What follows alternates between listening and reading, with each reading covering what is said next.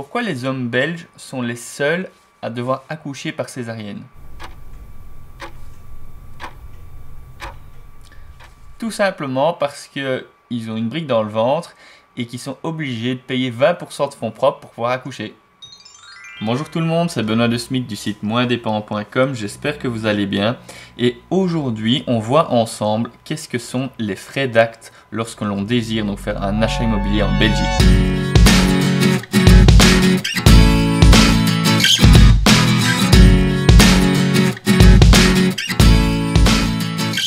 Tout d'abord, il faut savoir qu'on a tendance à dire qu'on paye les frais de notaire. Donc on paye les frais de notaire, on paye le notaire, de la manière dont on exprime les choses, on a toujours l'impression qu'en fait le notaire prend tout l'argent et que c'est pour lui et qu'il gagne sa vie voilà, comme un cochon.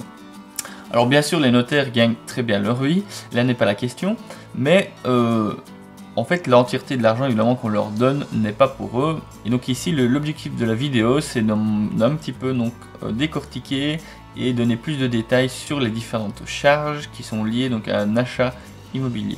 Donc on n'appelle pas ça les frais de notaire, mais on appelle ça les frais d'acte normalement. Donc c'est ce qui englobe donc l'entièreté, que ce soit les frais de notaire, que ce soit le précompte et les taxes pour l'État. Donc ici on a un graphique qui nous montre un petit peu donc la proportion, les différentes proportions donc des charges que l'on vient à payer. Donc on voit très clairement que les droits d'enregistrement donc prennent voilà, jusqu'à 84% du montant global que l'on vient à payer, dans le cas où on doit payer donc, voilà, les 12,5% de droits d'enregistrement en Wallonie. Alors ici je parle évidemment des calculs de base, donc sans par exemple les droits réduits ou sans le fait d'avoir fait un crédit social, d'accord. Ici on parle vraiment dans une situation des plus standards, sans aucune ristourne. Donc ici on voit que les frais d'acte que l'on paye sont divisés en 7 parties. Dans ces 7 parties, il y a donc beaucoup de parties en fait qui vont à l'État de manière directe ou indirecte. Par exemple, le précompte immobilier étant la plus grosse partie, ça représente donc 12,5% donc du prix d'achat de la maison, et ça donc c'est de la taxe directe. Après, on a voilà par exemple les frais administratifs qui représentent donc aussi une grosse partie donc des frais d'acte, parce que c'est 7% ici sur le schéma que je vous ai donné. Mais une grosse partie donc, des frais d'acte vont aussi de manière indirecte à l'État, parce que en fait ce sont des documents que le notaire est obligé de payer pour pouvoir donc, obtenir les informations nécessaires pour créer l'acte d'achat. Il y a également la TVA, qui est donc une TVA également une taxe directe sur le montant des honoraires qu'on vient à payer au notaire. Voilà, donc en fait en réalité le notaire n'a qu'une petite partie de l'entièreté qu'on paye des frais d'acte d'acquisition d'un bien immobilier. Pour que ce soit un exemple un peu plus parlant, j'ai également donc montré l'exemple avec des chiffres.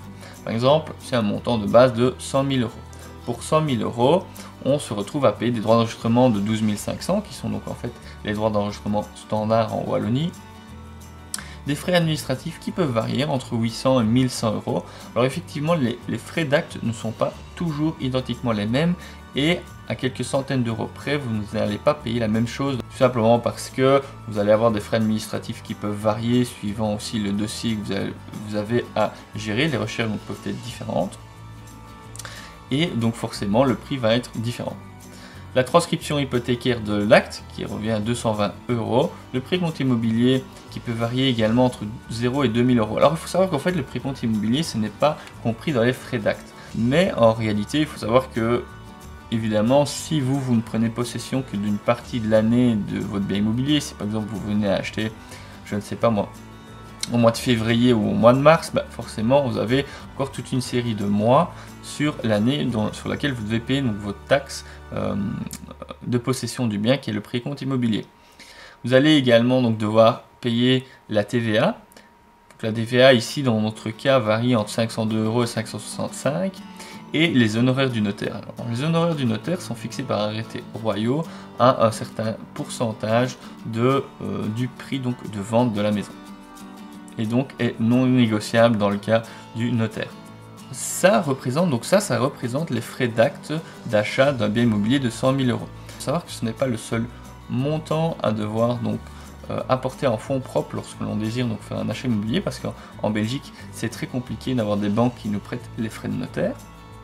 Et en plus de ça, les frais de notaire sont assez élevés, parce que ici dans notre cas ça revient par exemple à 16 000 euros en fonds propres devoir apporter. Mais ce n'est pas le seul montant à devoir donc payer en fonds propres lorsque l'on désire acheter. On a également, si on fait un emprunt, les frais d'emprunt, de création d'hypothèque, etc. Donc je ne vais pas faire le détail, mais ça revient dans notre cas pour un emprunt de 100 000 € à 3 800 € de fonds propres à devoir apporter de manière complémentaire pour pouvoir donc faire notre achat. Donc en tout, pour un achat de 100 000 €, on revient à devoir payer 16 000 € de frais d'acte, 3 800 € de frais d'emprunt, donc on vient à presque payer 20 000 € pour pouvoir donc acquérir une maison de 100 000 €. Si vous avez apprécié la vidéo, je vous invite à cliquer sur le petit bouton j'aime et à vous abonner pour recevoir de nouvelles vidéos. Et on se retrouve très bientôt dans ma prochaine vidéo. Merci et à très bientôt. Ciao.